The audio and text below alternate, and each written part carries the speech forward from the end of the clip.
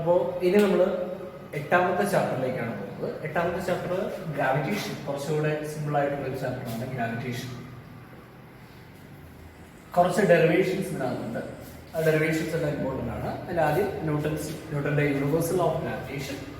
ന്യൂട്ടന്റെ universal of ഗ്രാവിറ്റേഷനിൽ ഏത് രണ്ട് ഓബ്ജക്ട്സും നമ്മുടെ യൂണിവേഴ്സിൽ അട്രാക്ട് ചെയ്യുന്നു. എർത്തിലുള്ള രണ്ട് ഓബ്ജക്ട്സ് നമ്മൾ അട്രാക്ട് ചെയ്യുന്നത് directly proportional to the product of their masses and inversely proportional to the square of the distance between them. ഇതാണ് അട്രാക്റ്റീവ് ഫോഴ്സിന്റെ ഇക്വേഷൻ ന്യൂട്ടന്റെ universal of gravitation.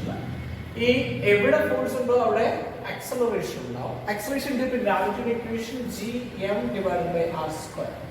Acceleration due to gravity gm by r square. ഈ acceleration due to ഗ്രാവിറ്റിയിൽ gm by r square എന്ന് പറയുന്ന ഇക്വേഷനിൽ തീർച്ചയായിട്ടും variation ഉണ്ടാവും. അപ്പൊ പ്രധാനപ്പെട്ട ക്വസ്റ്റ്യൻസ് വരുന്നത് അവിടെയാണ്. ഹൈറ്റിനനുസരിച്ചും ഡെപ്തിനനുസരിച്ചും അതിന്റെ ഷേപ്പിനനുസരിച്ചും എങ്ങനെയാണ് നമ്മുടെ ജിയുടെ വാല്യൂ വേരി ചെയ്യും. ഹൈറ്റിനനുസരിച്ച് ജിയുടെ വാല്യൂ എങ്ങനെ വേരി ചെയ്യുന്നത്? ഹൈറ്റിനനുസരിച്ചാണെന്നപ്പോ g of x is equal to g into 1 minus 2h by r ആയിരിക്കും. h എന്ന് പറഞ്ഞാൽ അതിന്റെ ഹൈറ്റ്, g എന്ന് പറഞ്ഞാൽ അതിന്റെ original value 9.8 metre per second. So ഹൈറ്റിലോട്ട് പോകുന്നതോറും ജിയുടെ വാല്യൂ കുറയുന്നു, ജിയുടെ വാല്യൂ ഡിക്രീസ് ചെയ്യുന്നു. ഹൈറ്റിലോട്ട് പോകുന്നതോറും ജിയുടെ വാല്യൂ ഡിക്രീസ് ചെയ്യുന്നു. ഇതിന്റെ ഡെറിവേഷൻ കറക്റ്റ് ആയിട്ട് പഠിച്ചിരിക്കണം. ഈ ഡെറിവേഷൻ മസ്റ്റ് ആയിട്ട് ചോദിക്കും. ഇനി ഡെപ്തിലോട്ട് പോകുമ്പോൾ g into 1 minus t by r ആയിരിക്കും. d എന്ന് പറഞ്ഞ ഡെപ്ത് ആണ്. സോ അതിന്റെ ഡെറിവേഷൻസ് മസ്റ്റ് ആയിട്ട്, ഇതിന്റെ രണ്ട് സാധനത്തിന്റെ ഡെറിവേഷൻ മസ്റ്റ് ആയിട്ട് പഠിച്ചിരിക്കണം. അതുമായിട്ട് റിലേറ്റഡ് ഉള്ള ഗ്രാഫ് ഹൈറ്റിലോട്ട് പോകുന്നതോറും ഡെപ്തിലോട്ട് പോകുമ്പോഴും ഇത് അതിന്റെ സർഫസ് ആണ്. സർഫസിലാണ് ജിയുടെ വാല്യൂ മാക്സിമം വരുന്നത്. ഹൈറ്റിലോട്ട് വരുമ്പോൾ അത് പരാബോളിക്കലി അത് ഡിക്രീസ് ചെയ്യുന്നു. ഡെപ്തിലോട്ട് വരുമ്പോൾ അത് ലീനിയർ ആയിട്ട് ഡിക്രീസ് ചെയ്യുന്നു. So the value of g is maximum at the surface of the earth. എർത്തിന്റെ സർഫസിലായിരിക്കും ജിയുടെ വാല്യൂ മാക്സിമം ആയിട്ട് വരുന്നത്. ഇനി നമ്മുടെ എർത്തിന്റെ സർഫസിലോട്ട് വരുമ്പോൾ തന്നെ എർത്തില് സർഫസിൽ നമ്മൾ കുഴിച്ച് അതിന്റെ സെന്ററിലെത്തുമ്പോൾ ജിയുടെ വാല്യൂ 0 ആയിരിക്കും. അതുകൊണ്ട് തന്നെ സെന്ററിൽ നമ്മൾ ഒരു പെർട്ടിക്കുലർ ഓബ്ജക്റ്റ് എടുത്ത് പ്ലേസ് ചെയ്താൽ ആ ഓബ്ജക്റ്റിന്റെ വെയിറ്റ് എന്ന് പറയുന്നത് 0 ആയിരിക്കും. The body experiences weightlessness at the center of the earth. എർത്തിന്റെ സെന്ററിൽ അതിന് വെയിറ്റ്ലെസ്നെസ് ഉണ്ടാകുന്നു, വെയിറ്റ് ഫീൽ ചെയ്യുന്നില്ല. ഇനി നമ്മുടെ എർത്തിന്റെ ഷേപ്പിനനുസരിച്ചും അതിന്റെ വാല്യൂ വേരിയേഷൻ വരാം. എർത്തിന്റെ ഷേപ്പ് എന്ന് പറയുന്നത് ഒരു ജിയോയിഡ് ഷേപ്പ് ആണ്. അതായത് അതിന്റെ ഇക്വറ്റോറിയൽ റീജിയനിൽ അതിന്റെ റേഡിയസ് കൂടുതലായിരിക്കും, പോളാർ റീജിയനിൽ റേഡിയസ് കുറവായിരിക്കും. അപ്പൊ gm by r square ഇക്വേഷനിൽ റേഡിയസ് കൂടുന്തോറും ജിയുടെ വാല്യൂ കുറയുന്നു. ദാറ്റ് മീൻസ് അതിന് ഇക്വറ്റോറിയൽ റീജിയനിൽ അതിന് ജിയുടെ വാല്യൂ കുറവായിരിക്കും. കാരണം അവിടെ റേഡിയസ് കൂടുതലാണ്. പോളാർ റീജിയനിൽ ജിയുടെ വാല്യൂ കൂടുതലായിരിക്കും. അപ്പൊ ഞാൻ നേരത്തെ പറഞ്ഞു സർഫസിലാണ് ജിയുടെ വാല്യൂ മാക്സിമം എന്ന് പറഞ്ഞു. സർഫസിൽ എവിടെ? സർഫസിൽ പോളിലായിരിക്കും ജിയുടെ വാല്യൂ മാക്സിമം ആയിട്ട് വരുന്നത്. ഇത്രയാണ് നമ്മുടെ ജിയുടെ വേരിയേഷനുമായിട്ട് ഡിസ്കസ് ചെയ്യാനുള്ളത്. അടുത്തത് എസ്കേപ്പ് വെലോസിറ്റി ആണ്. ഏറ്റവും പ്രധാനപ്പെട്ട ക്വസ്റ്റ്യൻ ആണ് എസ്കേപ്പ് വെലോസിറ്റി. എസ്കേപ്പ് വെലോസിറ്റി എന്ന് പറഞ്ഞാൽ മിനിമം ഇനിഷ്യൽ വെലോസിറ്റി ആണ്. ഒരു പെർട്ടിക്കുലർ ഓബ്ജക്റ്റിന് എർത്തിന്റെ അട്രാക്റ്റീവ് ഫോഴ്സ് മറികടന്ന് എസ്കേപ്പ് ആവാൻ വേണ്ടിയുള്ള മിനിമം ഇനിഷ്യൽ വെലോസിറ്റി നമ്മൾ വിളിക്കുന്ന പേരാണ് എസ്കേപ്പ് വെലോസിറ്റി. ആ എസ്കേപ്പ് വെലോസിറ്റിയുടെ ഡെറിവേഷൻ മസ്റ്റ് ആയിട്ട് പഠിക്കണം. √2gm by r ആണ് എസ്കേപ്പ് വെലോസിറ്റിയുടെ ഇക്വേഷൻ, അല്ലെങ്കിൽ √2gr.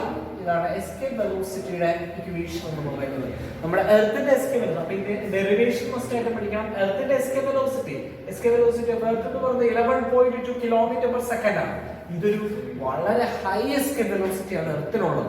പക്ഷെ മൂണിന്റെ എസ്കേപ്പ് വെലോസിറ്റി എന്ന് പറയുന്നത് വെറും 2.35 km/s മാത്രമേ ആവുന്നുള്ളൂ. അതുകൊണ്ട് തന്നെ എർത്തിന്റെ അറ്റ്മോസ്ഫിയറിലുള്ള ഗ്യാസ് മോളിക്യൂൾ എല്ലാം എർത്തിന്റെ അട്രാക്റ്റീവ് ഫോഴ്സ് മറികടന്ന് അവർക്ക് ആർക്കും വെളിയിലോട്ട് പോകാൻ കഴിയില്ല. എന്നാൽ മൂണില് 2.35 എന്ന് പറയുന്ന എസ്കേപ്പ് വെലോസിറ്റി വളരെ കുറവായതുകൊണ്ട് നമ്മുടെ ഗ്യാസ് പാർട്ടിക്കിൾസിനെ എല്ലാം എർത്തിന്റെ മൂണിന്റെ അട്രാക്റ്റീവ് ഫോഴ്സ് മറികടന്ന് വെളിയിലോട്ട് പോകാൻ പറ്റും. So moon has no atmosphere. അതുകൊണ്ട് മൂണിന് അറ്റ്മോസ്ഫിയർ ഇല്ല. വളരെ ഇമ്പോർട്ടന്റ് ആയിട്ടുള്ള ഒരു ക്വസ്റ്റ്യൻ ആണ്. എസ്കേപ്പ് വെലോസിറ്റിയുടെ ഡെറിവേഷൻ കൂടി മസ്റ്റ് ആയിട്ട് പഠിക്കാം. പിന്നീട് നമുക്കുള്ളത് സാറ്റലൈറ്റ്സ് ആണ്. സാറ്റലൈറ്റ്സിന്റെ ആയിട്ട് റിലേറ്റ് ചെയ്തുള്ള പ്രധാനപ്പെട്ടതാണ് നമ്മുടെ ഓർബിറ്റൽ വെലോസിറ്റി. സാറ്റലൈറ്റുമായിട്ട് റിലേറ്റ് ചെയ്തുള്ള പ്രധാനപ്പെട്ട ക്വസ്റ്റ്യൻ ആണ് ഓർബിറ്റൽ വെലോസിറ്റി എന്ന് പറയുന്നത്. ഓർബിറ്റൽ വെലോസിറ്റിയും എസ്കേപ്പ് വെലോസിറ്റിയും തമ്മിൽ റിലേഷൻ ഉണ്ട്. gm by r. എസ്കേപ്പ് വെലോസിറ്റിയുടെ ഇക്വേഷൻ √2 ഒഴിവാക്കിയാൽ അല്ലെങ്കിൽ √gr ആയിരിക്കും ഓർബിറ്റൽ വെലോസിറ്റിയുടെ എക്സ്പ്രഷൻ. ഓർബിറ്റൽ വെലോസിറ്റി അപ്പോൾ ഈ ഓർബിറ്റൽ വെലോസിറ്റി എസ്കേപ്പ് വെലോസിറ്റി ആണ് സാധാരണ രീതിയിൽ നമ്മുടെ ഇതിനകത്ത് ഇമ്പോർട്ടന്റ് ആയിട്ട് ഡിസ്കസ് ചെയ്യാനായിട്ട് ഉള്ളത്. പിന്നീട് അതിന്റെ ടൈം പീരീഡ് ഉണ്ട്, ടൈം പീരീഡ് ഓഫ് സാറ്റലൈറ്റ്, അതൊന്നും അത്ര പ്രധാനപ്പെട്ട സംഗതിയല്ല. പിന്നെ ഈ സാറ്റലൈറ്റ്സിൽ തന്നെ നാച്ചുറൽ സാറ്റലൈറ്റ്സിലും പിന്നെ ആർട്ടിഫിഷ്യൽ സാറ്റലൈറ്റ്സ് ഉണ്ട്. ഈ ആർട്ടിഫിഷ്യൽ സാറ്റലൈറ്റ്സ് തന്നെ നമ്മുടെ ജിയോ സ്റ്റേഷണറി സാറ്റലൈറ്റ്സും പോളാർ സാറ്റലൈറ്റ്സും ഉണ്ട്. ജിയോ സ്റ്റേഷണറി സാറ്റലൈറ്റ്സിനെ സംബന്ധിച്ചോളം അതിന്റെ ടൈം പീരീഡ് 24 hours ആണ്. മാത്രമല്ല അതിന്റെ ഹൈറ്റ് എന്ന് പറഞ്ഞിട്ട് 36,000 കിലോമീറ്റർ ആണ്. ഈ രണ്ട് ക്വസ്റ്റ്യൻസും വളരെ പ്രധാനപ്പെട്ടതാണ്. പിന്നീടുള്ളത് നമ്മുടെ Kepler's laws of planetary motion. പ്ലാനറ്റിന്റെ മോഷനുമായിട്ട് റിലേറ്റ് ചെയ്ത് നമ്മുടെ ജോഹാനസ് കെപ്ലർ ഉണ്ടാക്കി വെച്ചിരിക്കുന്ന ലോസ് ആണ് Kepler's laws of planetary motion. പ്രധാനമായിട്ടും 3 ലോസ് ആണ് ഉള്ളത്. അതിൽ ആദ്യത്തേതാണ് law of orbits. Law of orbits നമുക്ക് അറിയാവുന്ന കാര്യം തന്നെയാണ്. അതായത് നമ്മുടെ എല്ലാ സാറ്റലൈറ്റ്സും എല്ലാ പ്ലാനറ്റ്സും സണ്ണിന് ചുറ്റും റിവോൾവ് ചെയ്യുന്ന ഒരു എലക്ട്രിക്കൽ പാത്തിലാണ് നമ്മൾ വിളിക്കുന്ന പേരാണ് ഓർബിറ്റ്സ്. രണ്ടാമത്താണ് law of areas. Law of areas അതായത് ഒരു ഫിക്സഡ് പാത്തിലാണ് എല്ലാ പ്ലാനറ്റ്സും റിവോൾവ് ചെയ്യുന്നു പറഞ്ഞു. അപ്പൊ ലോ ഓഫ് ഏരിയാസ് വരുമ്പോൾ ഈ ഫിക്സഡ് പ്ലാനറ്റിൽ നമ്മൾ റിവോൾവ് ചെയ്യുമ്പോൾ ഇത് കവർ ചെയ്യുന്ന area in A particular interval of time, ഇത് ഡെൽറ്റ ടി ടൈമിൽ അത് കവർ ചെയ്യുന്ന ഏരിയ ഡെൽറ്റ എ ആണെങ്കിൽ അടുത്ത ഡെൽറ്റ ടി ടൈം കൊണ്ടോ അത് കവർ ചെയ്യുന്ന ഏരിയ ഡെൽറ്റ എ തന്നെ ആയിരിക്കും. That means delta A by delta T is always a constant. That is all the planets covering equal areas in equal interval of time around the sun. ഇതാണ് law of areas. Very important. അടുത്ത മൂന്നാമത്തെ law ആണ് law of periods. Law of periods വരുമ്പോഴത്തേക്ക് ഇത് revolve ചെയ്യുന്ന time period, ആ time പീരീഡിന്റെ square എന്ന് പറയുന്നത് it's always proportional to the cube of the semi major access. അതിന്റെ ആക്സസ് ഏതാണോ ആ ആക്സസിന്റെ പകുതി, അതായത് സെമി മേജർ ആക്സസിന്റെ ക്യൂബിന് ഡയറക്ട്ലി പ്രൊപ്പോർഷൻ ആയിരിക്കും. That is square of the time period. ഇത് വെച്ചുകൊണ്ടുള്ള പ്രോബ്ലംസ് മസ്റ്റ് ആയിട്ടും ചെയ്ത് പഠിക്കുക. ഇത്രയാണ് നമ്മുടെ ഗ്രാവിറ്റേഷനിൽ ഡിസ്കസ് ചെയ്യാനായിട്ടുള്ളത്. അടുത്തത് നമ്മള് 9ാമത്തെ ചാപ്റ്ററിലേക്ക് നമ്മൾ പോവാണ്. മെക്കാനിക്കൽ പ്രോപ്പർട്ടീസ് ഓഫ് സോളിഡ്സ് ആണ് നമ്മുടെ 9th chapter. Mechanical properties of solids വളരെ വെയിറ്റേജ് കുറഞ്ഞൊരു ചാപ്റ്റർ ആണ്. മാക്സിമം 3 മാർക്കിന് മാത്രം നമ്മുടെ ക്വസ്റ്റ്യൻസ് പ്രതീക്ഷിക്കുക മെക്കാനിക്കൽ പ്രോപ്പർട്ടീസ് ഓഫ് സോളിഡ്സിൽ. മെക്കാനിക്കൽ പ്രോപ്പർട്ടീസ് ഓഫ് സോളിഡ്സിൽ നമ്മുടെ plastic objects, elastic objects, elasticity, plasticity ഇതൊക്കെ നമുക്കറിയാം. ഇതുമായിട്ട് റിലേറ്റ് ചെയ്ത് നമ്മളൊരു പെർട്ടിക്കുലർ ഓബ്ജക്റ്റിന് ഒരു സ്ട്രെസ് കൊടുക്കുന്നു. സ്ട്രെസ് കൊടുക്കുക എന്ന് പറഞ്ഞാൽ നമ്മളൊരു ഫോഴ്സ് കൊടുക്കുന്നു. That force acting in unit area, that is stress. Stress is the restoring force acting in unit area. ഇങ്ങനെ സ്ട്രെസ് കൊടുക്കുമ്പോൾ തീർച്ചയായിട്ടും ആ ബോഡിക്കൊരു സ്ട്രെയിൻ ഉണ്ടാകുന്നു. സ്ട്രെയിൻ എന്ന് പറഞ്ഞാൽ അതിന്റെ ഡയമെൻഷനിൽ എന്ത് ചേഞ്ച് ആണോ ഉണ്ടാകുന്നത്, അതിന്റെ ഡയമെൻഷൻ അതായത് ലെങ്തിലോ, നമ്മളൊരു സ്ട്രെസ് കൊടുക്കുമ്പോൾ അതിന്റെ ലെങ്തിലോ വോളിയത്തിലോ ഏരിയയിലോ അങ്ങനെ എന്തെങ്കിലുമൊക്കെ ചേഞ്ചസ് വരാം. അപ്പൊ ആ ചേഞ്ച്, അതിന്റെ ഡയമെൻഷൻ ഉണ്ടാകുന്ന ചേഞ്ചിനെ, change in dimension by original dimension, ഇതാണ് strain. Change in dimension by original dimension, ഇതാണ് സ്ട്രെയിൻ എന്ന് പറയുന്നത്. ലെങ്ത് ആണെങ്കിൽ ലെങ്ത്, ഏരിയ ആണെങ്കിൽ ഏരിയ, അങ്ങനെ ഉണ്ടോ. സ്ട്രെയിനിന് യൂണിറ്റ് ഇല്ല, ഡയമെൻഷനും ഇല്ല. No unit no dimension. യൂണിറ്റും ഡയമെൻഷനും ഇല്ലാത്ത ക്വാണ്ടിറ്റിയാണ് ഇത് നമ്മുടെ സ്ട്രെയിൻ എന്ന് പറഞ്ഞാൽ. ഇനി ഈ സ്ട്രെസ്സും സ്ട്രെയിനുമായിട്ട് റിലേറ്റ് ചെയ്ത് നമ്മുടെ ഹൂക്ക് ഉണ്ടാക്കി വെച്ചിരിക്കുന്ന ലോ ആണ് ഹൂക്സ് ലോ. ഹൂക്സ് ലോ പറയുന്നത് stress is directly proportional to strain within the elastic limit. Elastic ലിമിറ്റിനകത്ത് വെച്ച് സ്ട്രെസ്സും സ്ട്രെയിനും ഡയറക്ട്ലി പ്രൊപ്പോർഷണൽ ആയിരിക്കും. അല്ലായെങ്കിൽ സ്ട്രെസ് ഡിവൈഡഡ് ബൈ സ്ട്രെയിൻ എന്ന് പറയുന്നത് it's always a constant. Stress by strain എന്ന് പറയുന്നത് ഒരു കോൺസ്റ്റന്റ് വാല്യൂ ആയിരിക്കും. ദാറ്റ് മീൻസ് സ്ട്രെസ്, അപ്പൊ ഈ കോൺസ്റ്റന്റ് നമ്മൾ വിളിക്കുന്ന പേരാണ് modulus of elasticity. This constant is known as modulus of elasticity. അതായത് നമ്മൾ ഇതിനകത്ത് ഒരു സ്ട്രെസ് സ്ട്രെയിനുമായിട്ട് നമ്മളൊരു ഗ്രാഫ് വരയ്ക്കുകയാണ്. അങ്ങനെ സ്ട്രെസ്സും സ്ട്രെയിനുമായിട്ട് ഗ്രാഫ് വരച്ചാൽ നമുക്ക് ഇലാസ്റ്റിക് ലിമിറ്റിലെ ഗ്രാഫ് വരച്ചാൽ നമുക്ക് ഒരു സ്ട്രെയിറ്റ് ലൈൻ കിട്ടും.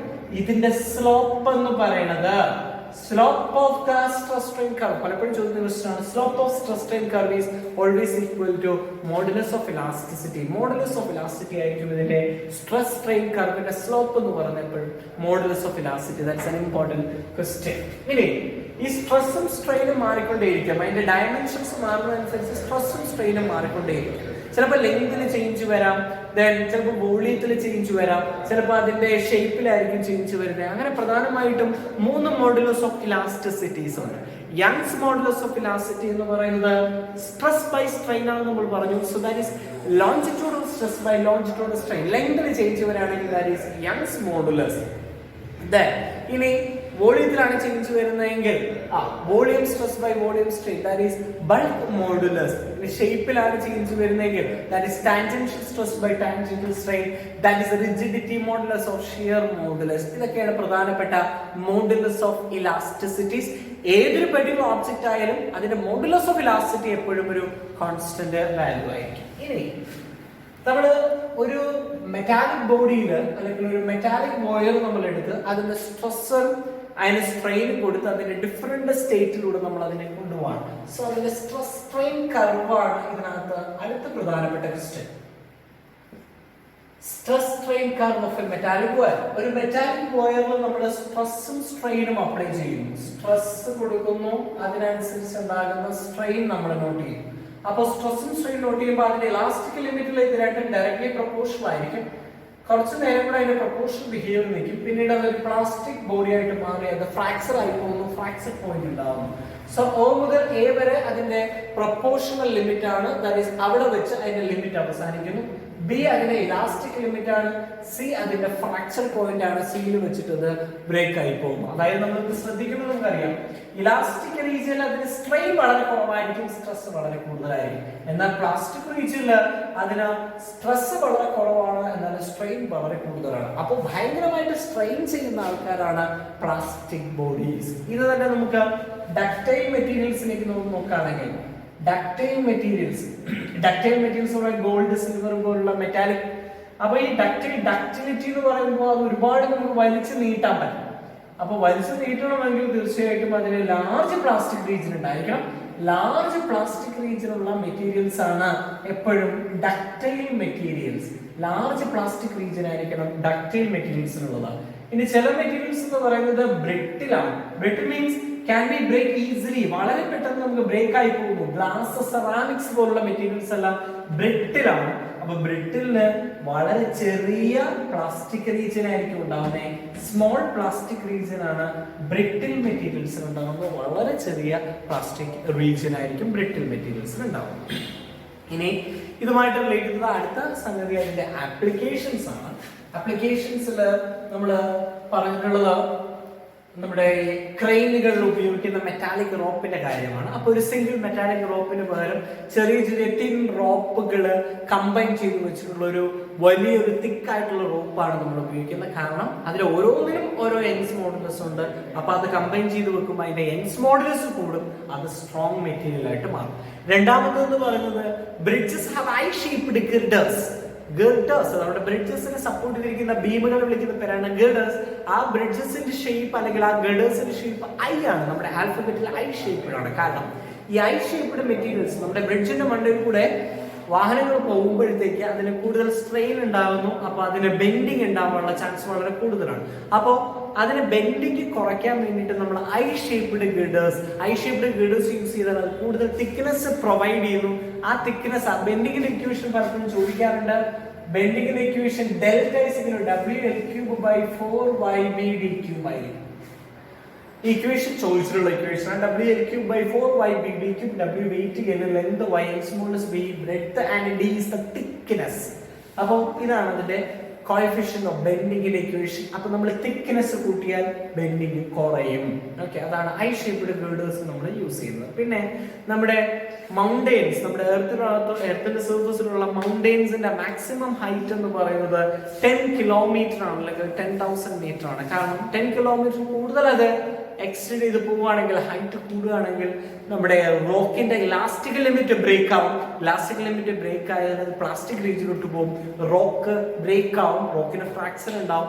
അപ്പോൾ നമ്മുടെ മൗണ്ടെയിൻസ് കൊളാപ്സ് ആവും. അപ്പൊ അങ്ങനെ മാക്സിമം ഹൈറ്റ് എന്ന് പറയുന്നത് 10 കിലോമീറ്റർ അല്ലെങ്കിൽ 10,000 മീറ്റർ മാത്രമാണ്. ഹൈറ്റ് കൂടുന്നതനുസരിച്ച് അതിന്റെ സ്ട്രെസ് കൂടും. അങ്ങനെയാണ് കൂടുതൽ ഇലാസ്റ്റിക് ലിമിറ്റിലേക്ക് പോയി അത് ബ്രേക്ക് ആയി. ഇലാസ്റ്റിക് ലിമിറ്റ് ഓവർകം ചെയ്ത് അത് ബ്രേക്ക് ആവുന്നു. അത്രയാണ് നമ്മുടെ മെക്കാനിക്കൽ പ്രോപ്പർട്ടീസ് ഓഫ് സോളിഡ്സിലുള്ളത്.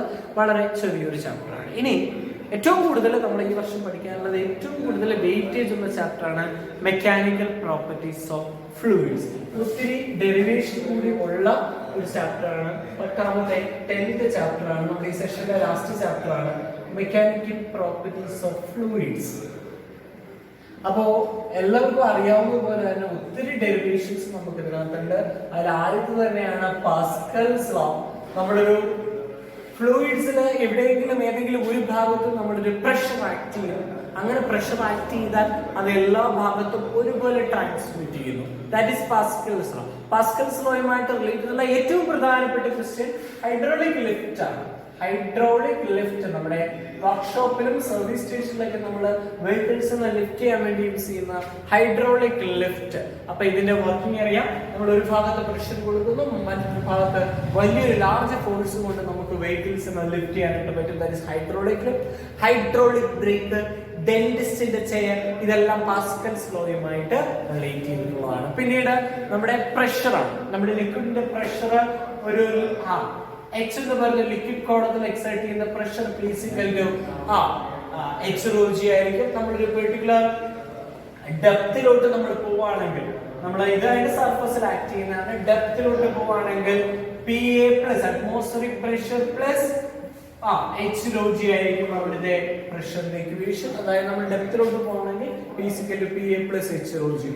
ഇനി ഇതുമായിട്ട് റിലേറ്റഡ് ഉള്ള ഫോഴ്സുകളാണ്, ഇപ്പോൾ ആക്ട് ചെയ്യുന്ന ഫോഴ്സുകളാണ്. അതിലായിട്ടാണ് ബോയൻസി അല്ലെങ്കിൽ ബോയന്റ് ഫോഴ്സ്. അതായത് നമ്മൾ ഏതെങ്കിലും ഒരു ലിക്വിഡിനകത്ത് നമ്മൾ ഏതെങ്കിലും ഒരു ഓബ്ജക്റ്റ് നമ്മൾ ഇമ്മേഴ്സ് ചെയ്ത് വെച്ചിരുന്നാൽ മുകളിലോട്ട് ഒരു തള്ളൽ ഉണ്ടാകും. അതിനെ വിളിക്കുന്ന പേരാണ് ബോയൻസി അല്ലെങ്കിൽ ബോയന്റ് ഫോഴ്സ്.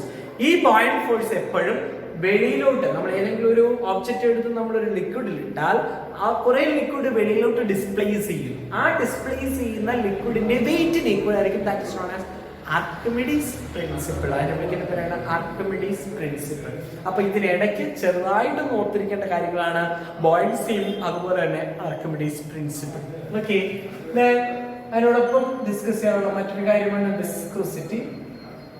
അപ്പോ ഏതൊരു ലിക്വിഡും ഒരു സർഫസിലൂടെ ഫ്ലോ ചെയ്യുമ്പോൾ അതിന്റെ ഫ്ലോക്ക് എഗെയിൻസ്റ്റ് ആയിട്ടൊരു ഫോഴ്സ്, ഒരു ഇന്റേണൽ ഫോഴ്സ്, അതിനകത്തുള്ള മോളിക്യൂൾസ് തമ്മിൽ ഒരു ഇന്റേണൽ ഫോഴ്സ് ഉണ്ട്. That is viscous force. That property is known as viscosity.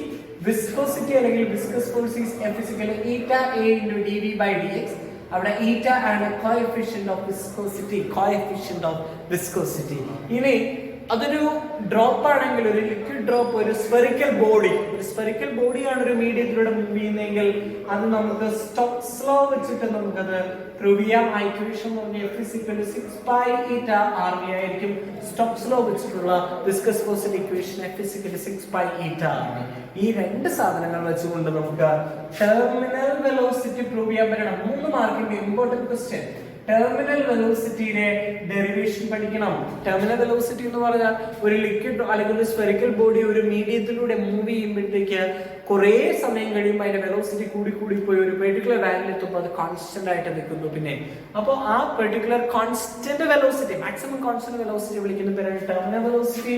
Equation 2/9 r²g rho minus sigma by eta equation ആണ് നമ്മുടെ ടെർമിനൽ വെലോസിറ്റി. 3 മാർക്കിൽ ഇതിന്റെ ഡെറിവേഷൻ മസ്റ്റ് ആയിട്ട് നമ്മൾ എഴുതി പഠിച്ചിരിക്കണം. 3 മാർക്കിന് ചോദിക്കുന്ന ക്വസ്റ്റ്യൻ ആണ്. ഓക്കെ, ഇനി നമ്മുടെ ലിക്വിഡ് ഫ്ലോസ് ആണ്. ലിക്വിഡിന്റെ ഫ്ലോസിനെ നമ്മൾ പ്രധാനമായിട്ട് രണ്ടായിട്ട് തിരിച്ചിരിക്കുന്നു. സ്ട്രീം ലൈൻ ഫ്ലോയും ടർബുലന്റ് ഫ്ലോയും. സ്ട്രീം ലൈൻ ഫ്ലോ നമുക്കറിയാം സ്ലോ ആൻഡ് സ്റ്റഡി ഫ്ലോ ആണ്. വളരെ സ്ലോയും സ്റ്റഡിയുമായിട്ട് ഫ്ലോ ചെയ്യുന്നു. ടർബുലന്റ് എന്ന് പറയുമ്പോൾ ഒരു പെർട്ടിക്കുലർ ലിമിറ്റ് ഓവർകം ചെയ്ത് കഴിഞ്ഞാൽ the flow becomes zigzag. So that is known as turbulent flow. ഇത് സ്ട്രീം ലൈൻ ആണോ ടർബുലന്റ് ആണോ എന്ന് ഡിറ്റർമിൻ ചെയ്യുന്ന പെർട്ടിക്കുലർ കോഎഫിഷ്യന്റ് ആണ് റെനോൾഡ്സ്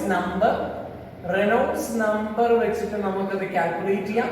റെനോൾഡ്സ് നമ്പറിന്റെ equation ρVD/eta. Rho is the density, V is the velocity, D is the diameter of the pipe and eta is the coefficient of viscosity.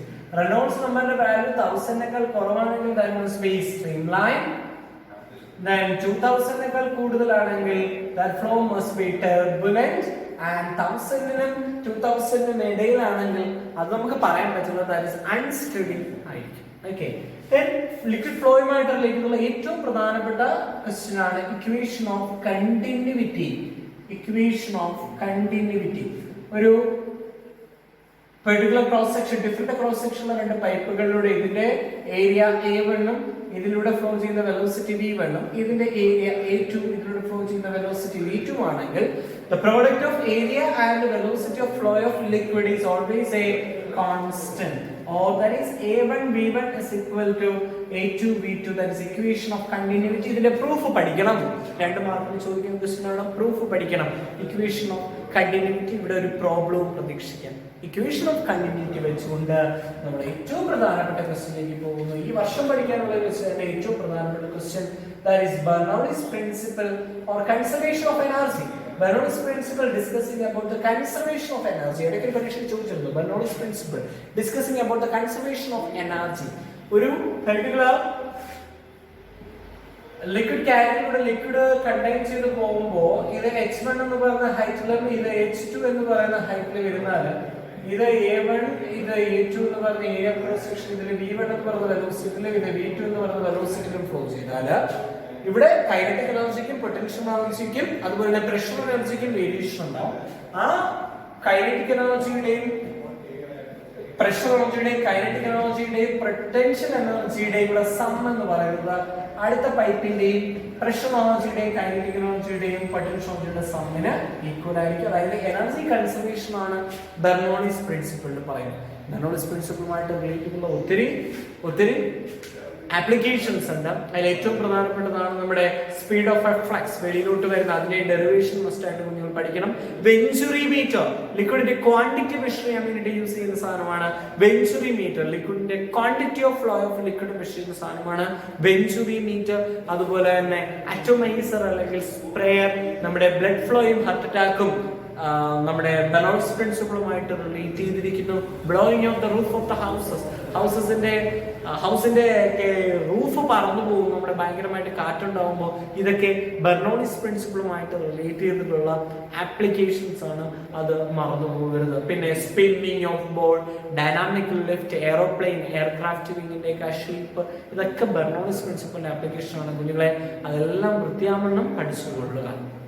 അതിനുശേഷമുള്ളത് surface tension ആണ്. ലിക്വിഡിന്റെ surface ഒരു elastic stretched membrane പോലെ work ചെയ്യുന്നു. ആ property വിളിക്കുന്ന പേരാണ് surface tension. Surface tension force per length ആയിരിക്കും. Surface tension എപ്പോഴും അതിന്റെ സർഫസ് എനർജിക്ക് ഈക്വൽ ആയിരിക്കും. ഈ സർഫസ് ടെൻഷൻ കൊണ്ടുണ്ടാകുന്ന പ്രധാനപ്പെട്ട ഒരു സാധനമാണ് എക്സ്പ്രഷൻ ഇൻസൈഡ് ലിക്വിഡ് ഡ്രോപ്പ്. ഒരു ലിക്വിഡ് ഡ്രോപ്പിനകത്ത് എക്സസ് പ്രഷർ ഉണ്ടായിരിക്കും. ആ പ്രഷറിന്റെ ഇക്വേഷൻ 2s/r ആയിരിക്കും. അതിന്റെ ഡെറിവേഷൻ ഡിറൈവ് ചെയ്ത് പഠിക്കണം ഒരു ലിക്വിഡ് ഡ്രോപ്പ് ആണെങ്കിൽ. എന്നാൽ ഇതൊരു സോപ്പ് ബബിൾ ആണെങ്കിൽ അതിന്റെ എക്സസ് പ്രഷർ അതിന്റെ ഡബിൾ ആയിരിക്കും. P is equal to 4s/r ആയിരിക്കും. The excess pressure inside a soap bubble. ഒരു soap bubble ആണെങ്കിൽ that is expression will be 4s/r ആയിരിക്കും. അതിന്റെ excess pressure inside a soap bubble. പിന്നീടുള്ളത് ആംഗിൾ ഓഫ് കോണ്ടാക്ട് ആണ്. എല്ലാ ലിക്വിഡിലും ഒരുപോലെ ആയിരിക്കത്തില്ല. നമ്മൾ ഗ്ലാസ്സിൽ എടുക്കുകയാണെങ്കിൽ അതിന്റെ സർഫസ് ഇരിക്കുന്നത്, വാട്ടർ എടുക്കുകയാണെങ്കിൽ എപ്പോഴും അത് കോൺകേവ് സർഫസ് ആയിരിക്കും കാണിക്കുന്നത്. അപ്പൊ ആംഗിൾ ഓഫ് കോണ്ടാക്ട് <90° ആയിരിക്കും. ഇതാണ് angle of contact. Concave surface ആണെങ്കിൽ ഈ വരയ്ക്കുന്ന ആംഗിൾ ആണ് ആംഗിൾ ഓഫ് കോണ്ടാക്ട്. ഇത് വാട്ടറിന്റെ കേസിലാണ്. മെർക്കുറിയുടെ കേസിലാണെങ്കിൽ അതൊരു obtuse angle ആയിരിക്കും ഫോം ചെയ്യുന്നത്. that theta will be greater than 90°. then ഇത് നമ്മുടെ മെർക്കുറിയുടെ കേസിലുള്ളതാണ്. എന്നാൽ പ്യുവർ